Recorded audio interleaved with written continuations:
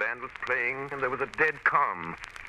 A little after midnight came a strange sound from over the sea, and high overhead the air began to carry a strange, faint, hollow booming. Then, without warning, the tempest broke. A moment later, she crashed. And then a strange thing was seen. She vanished into the night.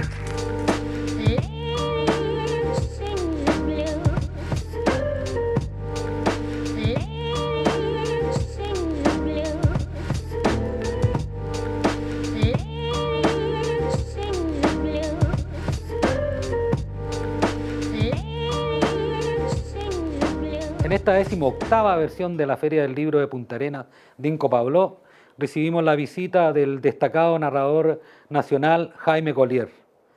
Jaime Collier es uno de los representantes más importantes de la llamada nueva narrativa chilena, movimiento literario que surgiera en la década de 1990 y que reuniera nombres como el de Alberto Fuguet, Marco Antonio de la Parra, Darío Oces, entre otros. En esta ocasión, este autor de obras como la novela El Infiltrado o de su libro de relatos Gente al acecho, Jaime Collier nos trae su último libro, se titula Swingers, es un libro de cuentos, está en el ámbito de la literatura de anticipación, y esto es lo que nos dice Jaime a UMAC TV en su paso por la Feria del Libro y en su visita por Punta Arenas. Then, without warning, the tempest broke. A moment later, she crashed. And then a strange thing was seen. She vanished into the night.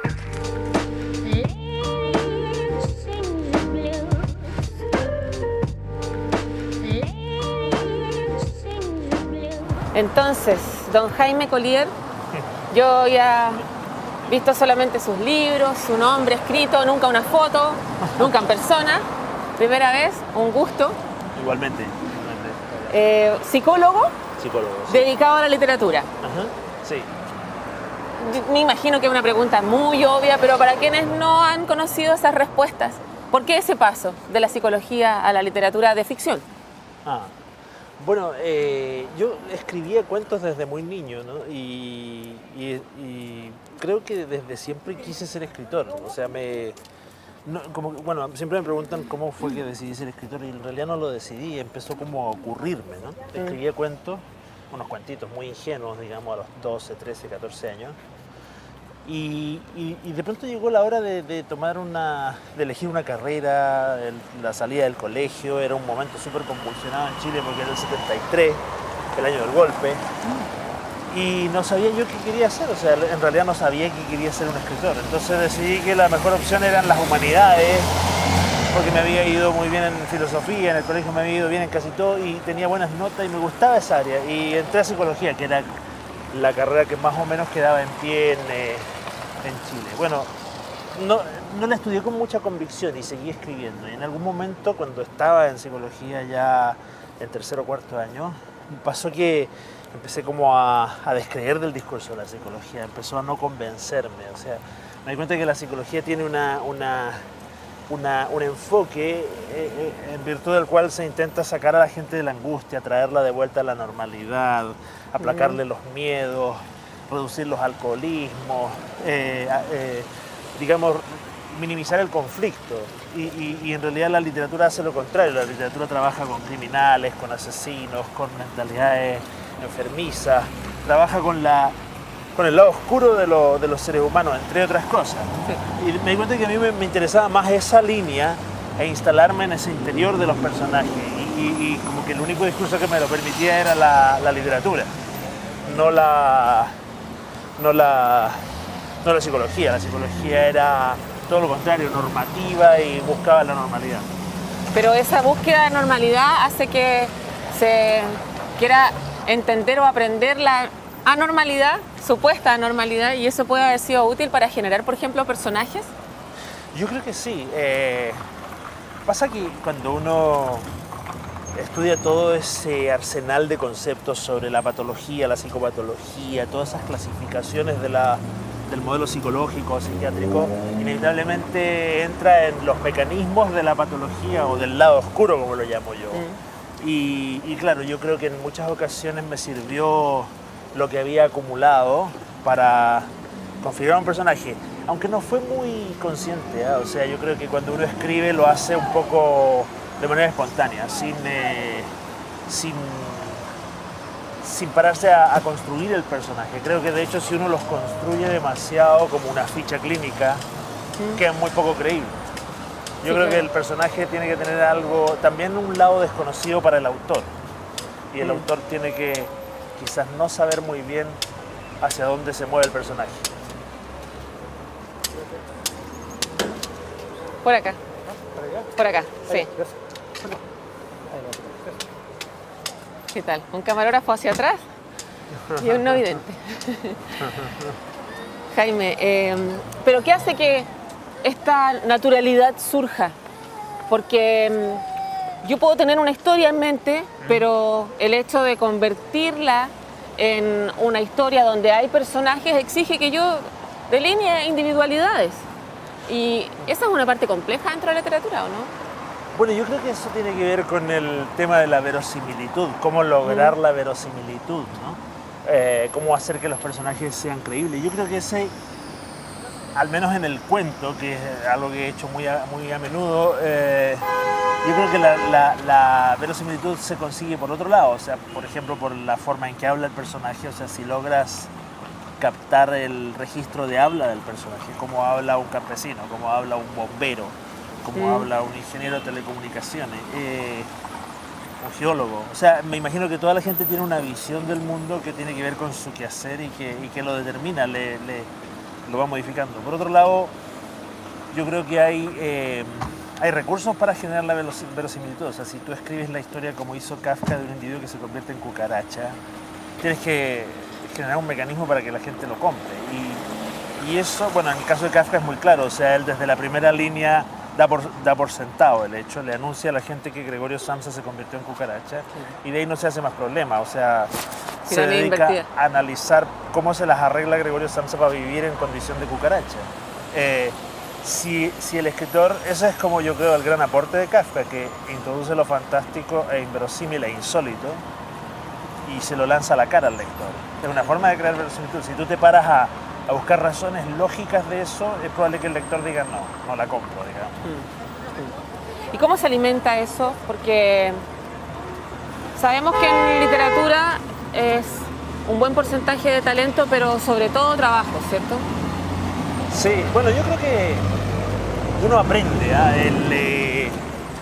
Yo a fin de cuentas llevo ya como 30 años en esto y creo que de pasarse la vida haciendo ficciones, construyendo historias, todos los días del año, de lunes a viernes, sentado a una mesa y generando personajes imaginarios, caracteres que tienen a veces muy poco que ver con uno, uno aprende. O sea, es como un entrenamiento. Yo siempre lo he visto, esto, como un trabajo muy burocrático que requiere de entrenamiento, repetición, ensayo y error y todo eso. Y creo que a la larga, como en cualquier oficio o profesión, uno adquiere un cierto roce. O sea, si tú quieres manejar avionetas, tienes que pasarte muchas horas de vuelo en una avioneta. Si quieres ser un buen ortodoncista, tienes que sacar muchas muelas, arreglar muchas dentaduras, toparte con problemas, estropear alguna, dejar a alguna señora que no puede comer después, qué sé yo. Escribir un libro malo sería en mi caso, ¿no? Creo que los libros malos son un riesgo que los escritores corremos todo el tiempo. Tú puedes tener 8 o 9 libros y el 10º sale malo igual. Sí.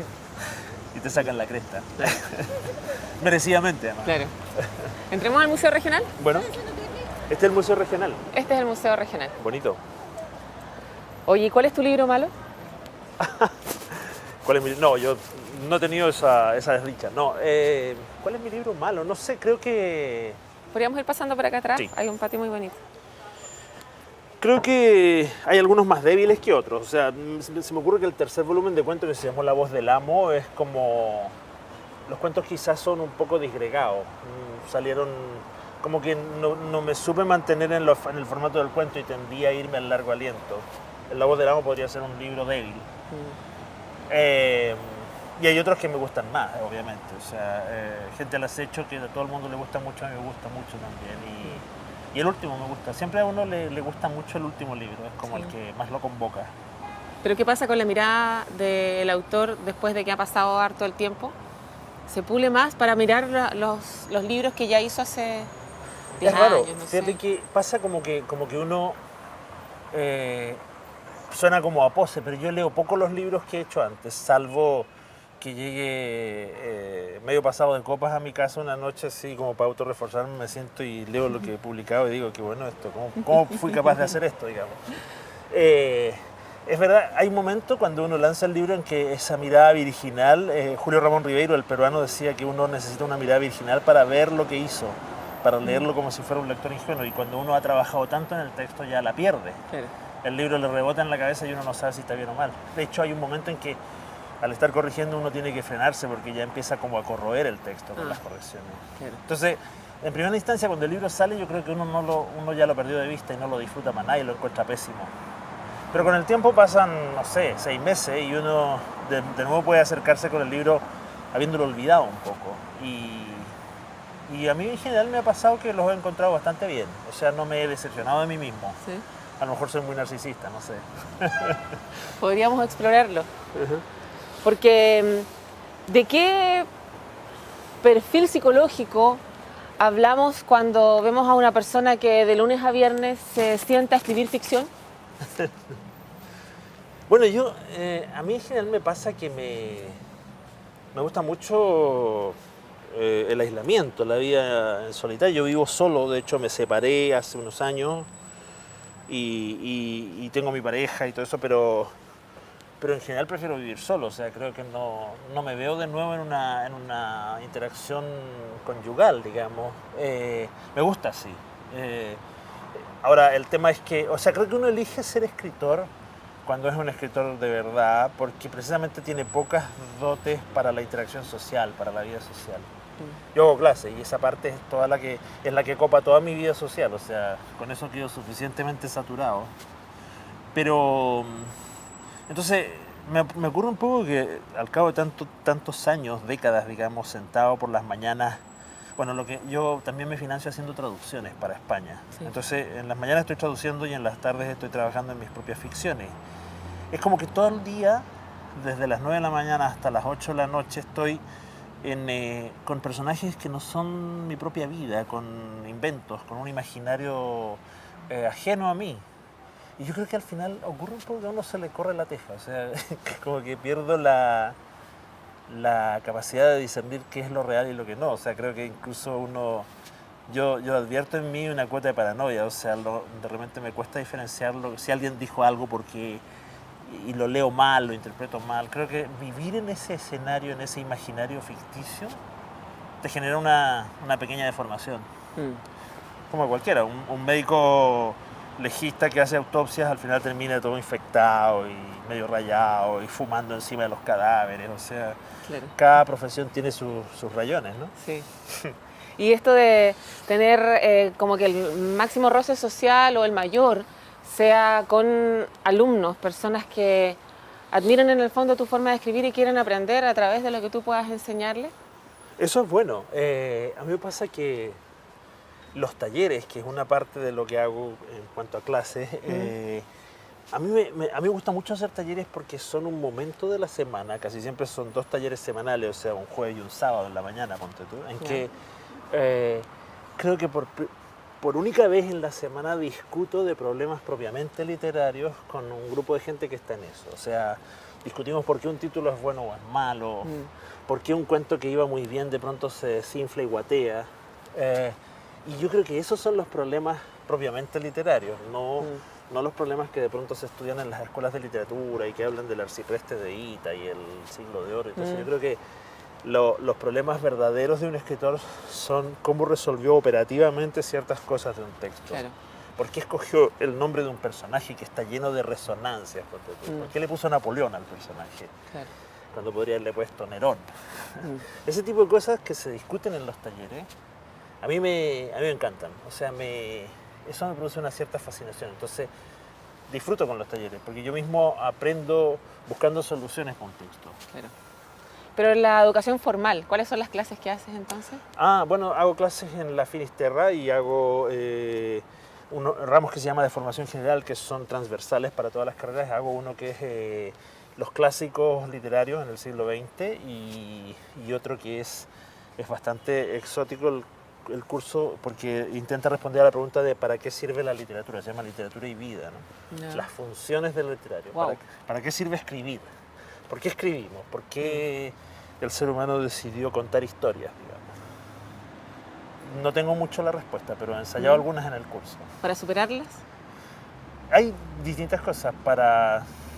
Escribe para identificarnos, para entretenernos, para revelarnos. La literatura también tiene una faceta subversiva, ¿no? Distintas cosas. Pero Revelarnos con B larga y B corta. con B larga, con B larga. Ah, bueno, claro. ¿Y también las con dos, B corta? las dos, correcto. Sí, sí, sí. ¿Hay vanidad en ese revelar con B corta? Yo tengo, no sé, creo que los escritores son inevitablemente muy narcisistas, pero tengo la impresión de que a la hora de plasmarlo en una historia hay que olvidarse de uno mismo. Creo que el mejor escritor es el que menos se nota, digamos. Creo que el texto está logrado cuando un lector lo toma y se olvida de que hubo un escritor ahí detrás. Se queda con la pura historia. Sí, creo que los escritores que buscan contar su vida o dramatizar su problemática vital o los conflictos con su padre, como que no me convence mucho esa idea. Creo que uno debe ocultarse. Sí. Sí. O tal vez un inicio nomás. Claro. Después puede... Ni siquiera. Yo Sí. creo que es un juego de máscaras, o sea, de imposturas, digamos. Creo que el juego consiste en escoger una buena máscara. Ah, Una máscara elegante, claro. bien hecha, bien configurada. Oye, ¿y cómo están configurados los alumnos de la Finisterra? ¿Qué perfil de estudiantes tienes ahí? ¿Cuáles son las impresiones que te causan, sus preguntas, sus intereses? Bueno, yo tengo suerte porque me tocan alumnos, como son cursos transversales que los tienen que hacer todos ellos en algún momento de su carrera. Casi siempre me tocan alumnos de cuarto o quinto año que ya están egresando, están muy maduros, Ya. tienen un discurso articulado, que es algo que uno echa de menos en los alumnos de primer año, que son como tan inmaduros en su discurso, y eso se entiende, ¿no? El discurso articulado como que se va adquiriendo, o el discurso se va articulando con los años. A mí me gusta eso porque son alumnos que ya saben lo que quieren, están cerrando sus carreras en medicina, en derecho, tienen ya un bagaje y su propia carrera la llevan ya a cuestas. Entonces cuando llegan a estos cursos que son algo así como una exploración socrática en algunos temas, ellos son capaces de desprenderse, quieren, en este momento en que ya han pasado por una serie de ramos que les han cercenado un poco la cabeza, como nos ocurre a todos en cualquier carrera, quieren abrir la mollera de nuevo antes de irse. O sea, son como muy buenos para el debate y eso me gusta. Sí. Sí, están como necesitados de un último balón de oxígeno antes de irse al mundo. ¿Y hay suficiente escritor o espíritu de ganas de escribir entre los jóvenes? Hay mucho. Bueno, en la Finis no, pero en los talleres que hago sí aparecen. Es raro, hay como una especie de auge de la ficción breve, o sea, cuentistas, muchos cuentistas, novelas cortas. Hay muchas editoriales autónomas, independientes que han surgido y que hacen buenas ediciones, como se ha vuelto tan barato y fácil hacer buenas ediciones. Como que hay un pequeño auge. Ahora me tocó ser jurado en un concurso de obras publicadas durante el año y eran decenas y eran buenísimas todas. Difícil tarea. Como que me da la impresión de que la narración corta, muy acorde a los tiempos de la internet y todo eso, como que está en una especie de auge. Sí. ¿Y qué relación puede tener eso con los talleres literarios? Yo creo que el taller mal no le hace a nadie, ¿no? Pero evidentemente hay gente, una proporción de gente que no lo tiene. No lo tiene. O sea, hay gente que lo tiene y yo creo que el taller da un poco lo mismo. El taller la ayuda a organizar su talento. Ya. Hay otra que no lo tiene y el taller también da lo mismo porque no hay caso. No. Ahora esa gente normalmente viene a los talleres porque quiere pasar el rato, estructurar su tiempo. Ahora tengo la impresión de que el trabajo de taller en sí, independientemente del tallerista, si el tallerista es sistemático, tiene un método, que sería mi caso, yo trabajo con un método, genera resultados. O sea, el taller es como un gimnasio. El taller, si tú vas al gimnasio y te quieres poner en forma, si vas todas las semanas regularmente y haces los ejercicios con un coach y sigues las indicaciones, te vas a poner en forma. Claro. Si pagas el gimnasio y vas una vez a la semana y faltas, y lo conviertes en lo que los economistas llaman un costo hundido, o sea que lo pagaste pero no lo usas, vas a seguir fofo y no te vas a poner en forma. El taller es lo mismo. Si vas al taller durante 6 meses y haces los ejercicios, inevitablemente vas a mejorar, inevitablemente vas a aprender a escribir un cuento. Pero haciendo la misma alusión que haces tú, ¿hay muchos gimnasios abiertos en términos literarios? Que Sí, expliquen sí, esa hay muchos, proliferación pero de no son, escritores. pero yo creo que no son buenos gimnasios. O sea, yo creo que en general mis colegas lo que hacen es que trabajan de forma muy poco metódica. Ya. Yo creo, o sea, como lo acaba de demostrar el fútbol, el campeonato de fútbol, los equipos metódicos, los alemanes, hace 20 años se propusieron resolver los problemas de su selección, tienen todo un departamento de entrenamiento psicológico de los jugadores y lo lograron. Es como que yo creo mucho en eso del método. Debe ser por mis ancestros escoceses, digamos. Sí. Que andaban con faldas y sin calzoncillos, pero yo creo que eran metódicos. Sí. Pero tú partiste haciendo talleres porque querías enseñar ese método o por otros motivos. No, yo partí haciendo talleres porque necesitaba ganarme la vida. Ya. Era una razón bastante pragmática. Esa debe ser la razón de la mayor parte de los talleres literarios que surgen, ¿o no? Yo creo que sí. Yo creo que los escritores se dedican a enseñar porque tienen pocas otras opciones para ganarse la vida, ¿no? Pero en ese camino, como que desde muy temprano pensé que era bueno como organizarlo, en términos de las lecturas que se dan, los conceptos que se examinan, los ejercicios, y al final fui armando una especie de arsenal que ahora lo tengo digitalizado y que es el que empleo. O sea, me ha facilitado a mí la labor y creo que se la facilita a la gente, porque la gente sabe más o menos la secuencia que va a seguir. Creo que eso ayuda, pero el método surgió después de esta motivación financiera, por así llamarla. Claro. Bueno, en ese sentido hay una relación con el periodismo, porque uno sabe también que es una vocación que puede ser complicada en términos económicos. ¿O cómo se lidia, se trabaja con el temor a la pobreza siendo escritor? Qué jodido. Bueno, se lidia poco. Es un temor que está ahí todo el tiempo, yo creo. Yo pienso que es inevitable encontrar otras fuentes de financiamiento, hacer clases, emplearse en alguna universidad, ser un profesor taxi, hacer talleres. Yo he tenido suerte porque al final hago unos cuantos talleres, unas cuantas clases y digamos, hago traducciones. Entonces, las traducciones me organizan la vida. La mitad de mi jornada está dedicada a traducir un libro que me lo mandan desde España y yo de repente me paso 6 meses en el libro, porque son libros de 500 páginas. Y hago mi plan de trabajo, traduzco una cuota diaria. Entonces eso me da la sensación de ser una especie de burócrata que va todos los días a su trabajo. Paso a mi estudio, traduzco, termino y me voy a almorzar. Yeah. Y de ahí soy libre. Pero creo que entonces ese fantasma se ha atenuado. Pero igual me preocupa. O sea, soy freelance, los años pasan. Me pregunto qué va a pasar cuando empiecen los achaques sustanciales. No sé, espero morirme antes de que eso pase. O tener alumnos cariñosos. También, pero es poco probable porque van a tener que arreglárselas ellos. Yo creo que el tema es como, tú sabes que hay factores genéticos en el tema de la longevidad.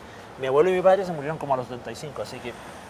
75. 75, que eso es poco, ¿no? Entonces yo creo que si se cumple la profecía... ¿Pero tú cuántos tienes? 59. Ya. Ya no soy un lirio. No. Entonces quedarían como unos 15 años, me parece más que suficiente. ¿Sí? Sí. Listo, de ahí fuera. Ya, ¿y qué vas a escribir Over. en 15 años? ¿Qué se viene? ¿Estás trabajando en algo? Bueno, tengo una novela recién terminada en borrador. Hay que corregirla, tengo que corregirla. Y tengo que hacer un libro. Yo hice una crónica de la sexualidad en Chile, que son 3 tomos. Tengo que hacer el segundo tomo este año. Libros de encargo, ¿no? Siempre hay algo, siempre hay un proyecto. Esa novela la acabo de cerrar y tengo que corregirla, pero la dejé ahí un rato porque quiero que pase ese intervalo que te decía antes de verla y volver a sentirla como nueva. Y no, más allá no tengo planes, o sea, no sé qué viene después, digamos. Creo que cada año, por ahí por febrero, marzo, se empieza a evidenciar algún tema, pero no ocurre con tanta anticipación. Es como, no sé si viste la película de Hitchcock, la biografía de Hitchcock con Anthony Hopkins, en que él termina de hacer Psicosis y aparece al final frente a la cámara y dice, bueno, la película fue un éxito y como siempre debo confesar que estoy en un vacío total. Pero en fin, ya se vendrá algo y se le para un cuervo en el hombro, ¿no? Sí. Los pájaros. Y después de eso hizo los pájaros, pero no tenía ni idea de lo que iba a hacer. Claro. De pronto se enciende, algo pasa, por suerte. ¿Y por qué se enciende siempre en verano? No necesariamente en verano. Yo creo que en verano, como quien dice, cuaja. Ah, ya. Pero yo creo que se va incubando desde mucho antes. Yo creo que ahora mismo ya se está incubando el próximo libro. Claro. Pero incluso más allá de esa novela que está terminada, porque esa ya está terminada. Es un borrador que tengo que corregir, no es lo mismo. Yo creo que el libro propiamente nuevo se está incubando, no sé por dónde va a venir, pero de repente como que todo se junta Sí. frente a uno y aparece la idea. Capaz que en esa idea termina viendo Patagonia. Ah, fantástico, sería fantástico. Punta Arenas, sí. Pero para eso quizás habría que estar aquí, ¿ah? En estos cielos, al lado del estrecho. No está descartado. Hay que buscar el sustento, ¿no? Claro. O bueno, lo que pasa es que como hago las traducciones puede ser, porque el sustento ya también, está pues, online, claro. ¿te fijas? Incluso puede ser hasta mejor, porque estás aislado, tienes menos Sí. distracciones. Bueno, si no sale el libro, al menos puede salir un viaje. Viaje, exacto, claro. Gracias, Jaime. Bueno, gracias a ti. Volvamos entonces, Don't Pedro. lose record experienced here today. Band was playing and there was a dead calm. A little after midnight came a strange sound from over the sea, and high overhead the air began to carry a strange, faint, hollow booming. Then, without warning, the tempest broke. A moment later she crashed. And then a strange thing was seen. She vanished into the night.